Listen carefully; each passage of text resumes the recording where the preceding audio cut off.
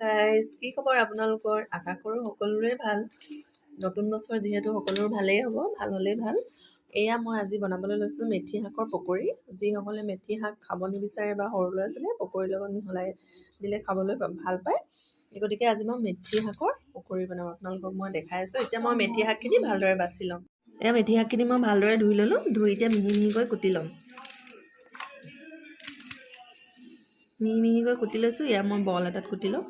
বলটো ধুই মই ৰাখিছোঁ। ইয়াত বেচন মিলাই দিম। বেচন, পিঁয়াজ, জলকীয়া মিলাই দিম।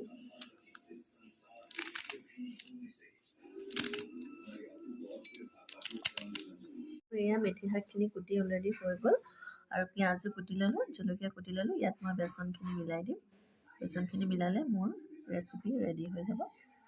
এয়া মই ভালদৰে কুটি লৈছোঁ।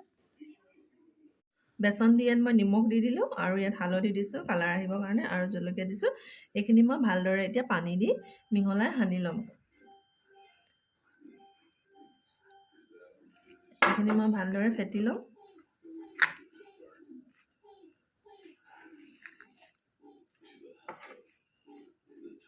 বৰ বেছি পানী দিব নালাগে, বেছি পানী হ'লেও একেবাৰে গোলটো নহ'ব। অলপ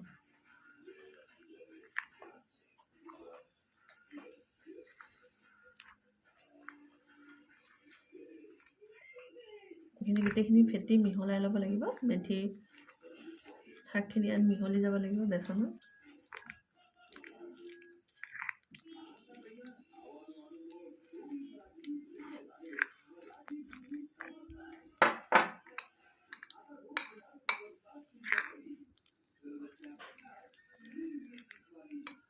মোৰ পেষ্টটো ৰেডি হৈ গ'ল। এতিয়া মই কেৰাহীখনত তেল গৰম কৰি এইখিনি ভাজিম। এতিয়া পকৰি বনাম, দেখাই আছোঁ আপোনালোকক মই এইফালে কেৰাহীখন পাতি দিলোঁ। কেৰাহীত তেল যিহেতু গৰম হৈ গ'ল আৰু মই ইয়াৰ পেষ্টটো ৰেডি হৈয়ে আছে অলৰেডি। এইটো মই পেষ্টটো পৰা এচামুচকৈ কেৰাহীত এনেকৈ দি দিম।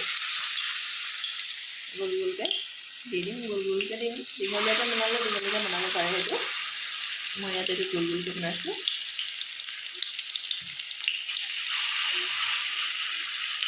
এটা চাইড সিজি গ'লে ইটো চাইড লুটিয়াই দিম। পকৰি ৰেডি হৈ যাব। আপোনালোকে এনেদৰে খুৱাব পাৰে মেথি শাকৰ পকৰি। যিসকলৰ ল'ৰা ছোৱালীয়ে নাখায়, মেথি শাকটো তিতা অলপ অলপ তিটিকি হয়, নাখায়। সেই গতিকে মেথি শাকটো যিহেতু চুগাৰৰ কাৰণে ভাল, এইটো খাব লাগে।